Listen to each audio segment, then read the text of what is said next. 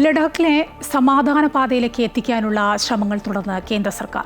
ചർച്ചകളിൽ സംഘടനകളെ പങ്കെടുപ്പിക്കാനുള്ള നീക്കം സർക്കാർ ശക്തമാക്കിയിട്ടുണ്ട്. അതേസമയം കൃത്യമായ തെളിവുകളുടെ അടിസ്ഥാനത്തിലാണ് സോനം വാങ്ചുക്കിനെ അറസ്റ്റ് ചെയ്ത് എന്ന് വ്യക്തമാക്കി ലഡാക്ക് ഭരണകൂടം രംഗത്തെത്തി. കൂടുതൽ വിവരങ്ങളുമായി ഞങ്ങളുടെ പ്രതിനിധി കെ പ്രശാന്ത് ചേരുകയാണ് ഡൽഹിയിൽ നിന്ന്. പ്രശാന്ത്, സമാധാന ശ്രമങ്ങൾ നടന്നുവരുന്നു, ഇളവുകൾ നൽകി തുടങ്ങി, അതോടുകൂടി ജനജീവിതമൊക്കെ സാധാരണ നിലയിലേക്ക് എത്തിത്തുടങ്ങിയോ ലഡാക്കിൽ?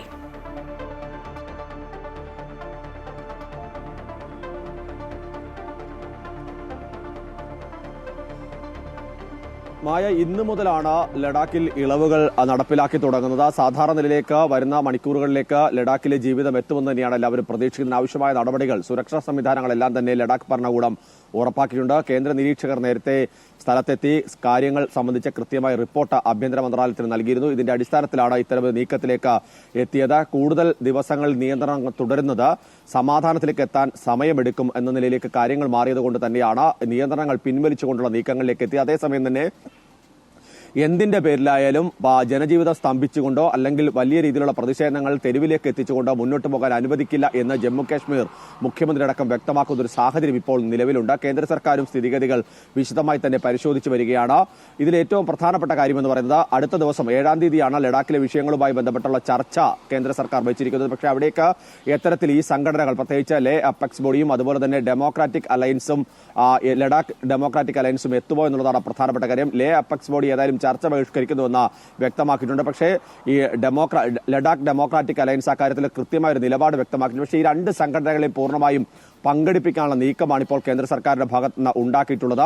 അതോടൊപ്പം തന്നെയാണ് ഇതിനിടയിലാണ് സോനം വാങ്ചുക്കിനെ വലിയ രീതിയിൽ കേന്ദ്ര സർക്കാരും ഒപ്പം തന്നെ ബന്ധപ്പെട്ട ഭരണകൂടങ്ങളും വേട്ടയാടുന്ന തരത്തിലുള്ള പ്രചരണങ്ങൾ വിവിധയിടങ്ങളിൽ നിന്ന് ഉയരുകയും അത്തരത്തിൽ ചില നീക്കങ്ങൾ ഉണ്ടാകുകയും ഒക്കെ ചെയ്തു. അതിന് വിശദീകരണവുമായാണ് ലഡാക്ക് ഭരണകൂടം തന്നെ രംഗത്തെത്തിയത്. അത്തരമൊരു നീക്കമില്ല എന്നുള്ളതാണ് പ്രധാനപ്പെട്ട കാര്യം. അത്തരം ആരോപണങ്ങൾ അടിസ്ഥാനരഹിതമാണ് എന്ന് ലഡാക്ക് ഭരണകൂടം വ്യക്തമാക്കുകയും ഒക്കെ ചെയ്യുന്നുണ്ട്.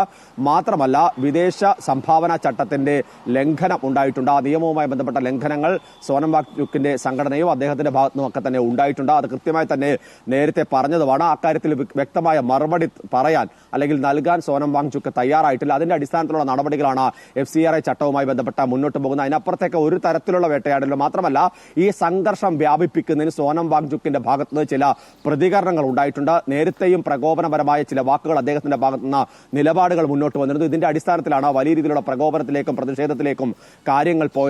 4 ജീവനുകളാണ് ലഡാക്കിൽ പൊലിഞ്ഞത്. ഇതിനൊക്കെ കാരണം ഇത്തരം ചില വാക്കുകളൊക്കെ തന്നെയാണ് എന്നുള്ളതാണ് ലഡാക്ക് ഭരണകൂടം വ്യക്തമാക്കുന്നത്. അല്ലാതെ മറ്റൊരു തരത്തിലും നേരത്തെ ഉണ്ടായ നിലപാടുകളുടെ ഭാഗമായോ അല്ലെങ്കിൽ മറ്റ് വ്യക്തിപരമായി ആക്രമിക്കാനുള്ള നീക്കത്തിന്റെ ഭാഗമായിട്ടോ അല്ല നടപടി എന്നുള്ളതാണ് ലഡാക്ക് ഭരണകൂടം വ്യക്തമാക്കുകയും ചെയ്യുന്നത്. ഏതായാലും വരുന്ന മണിക്കൂറുകളിൽ ഇത് ഏത് തരത്തിലാണ് ഇപ്പോൾ ഈ ഇളവുകൾ ഏത് തരത്തിൽ മുന്നോട്ട് കൊണ്ടുപോകാൻ കഴിഞ്ഞുവെന്ന് നമുക്ക് മനസ്സിലാക്കാൻ കഴിയുന്നു. പക്ഷേ ഈ ഇളവുകൾ നൽകുമ്പോഴും സ്വാഭാവികമായും ഈ കനത്ത സുരക്ഷ തുടരുക തന്നെയാണ്. നിലവിൽ ഈ പ്രതിഷേധക്കാരുടെ ആവശ്യമെന്ന് പറയുന്നത് സ്വയംഭരണ സംവിധാനം ഏർപ്പെടുത്തുക എന്നതടക്കമുള്ള കാര്യങ്ങൾ തന്നെയാണ്. അക്കാര്യത്തിൽ കേന്ദ്ര സർക്കാരാണ് നിലവിൽ തീരുമാനങ്ങൾ എടുക്കേണ്ടത്. അതുമായി ബന്ധപ്പെട്ട് ആണ് നേരത്തെ സൂചിപ്പിച്ച പോലെ ഈ ചർച്ചകൾ നടക്കേണ്ടത്. ആ ചർച്ചകളിൽ ഈ ഇപ്പോഴത്തെ നിലപാടുകൾ ഇവർ മാറ്റിയില്ലെങ്കിൽ ചർച്ചകൾ കൊണ്ട് കാര്യമായ പ്രയോജനങ്ങൾ ഉണ്ടാവില്ല. പക്ഷേ അങ്ങനെയാണെങ്കിൽ കേന്ദ്ര സർക്കാർ അടുത്ത ഘട്ടത്തിലേക്ക്, അടുത്ത നടപടിയിലേക്ക് കടക്കുമെന്നുള്ളതാണ് കേന്ദ്ര സർക്കാരുമായി അടുത്തു നിൽക്കുന്ന വൃത്തങ്ങൾ സൂചിപ്പിക്കുന്നതുമായ. പ്രശാന്ത്, ഈ സംഘടനകളെയൊക്കെ നേരത്തെയും ചർച്ചയ്ക്ക് വിളിച്ചതാണ് കേന്ദ്ര സർക്കാർ. അപ്പോൾ അവർ പറഞ്ഞിരുന്നത് ആദ്യം നിയന്ത്രണങ്ങൾ പിൻവലിക്കൂ, ഇളവുകൾ നൽകൂ എന്നാണ് പറഞ്ഞിരുന്നത്. ഇപ്പോൾ അതിലേക്ക് കടന്നു കഴിഞ്ഞു. ഇനിയിപ്പോൾ ചർച്ചകളാവാമല്ലോ.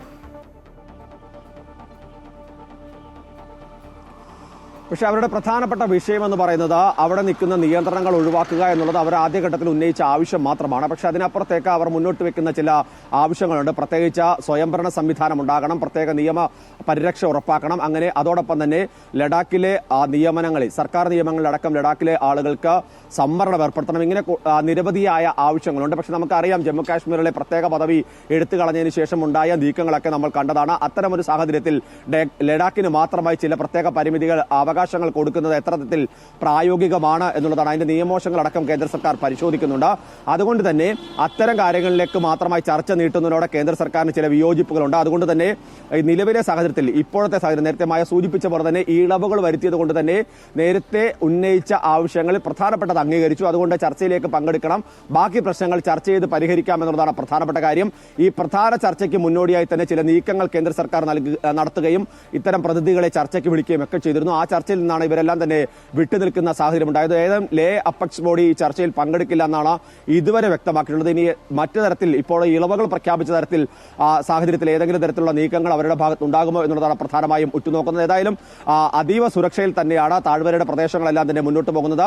ഈ സംഘടനകളുടെ നീക്കങ്ങൾ വിലയിരുത്തി തുടർ നടപടികൾ സ്വീകരിക്കാം എന്നുള്ളതാണ് കേന്ദ്ര സർക്കാർ ഈ ഘട്ടത്തിൽ വ്യക്തമാക്കിയിരിക്കുന്നതുമായ.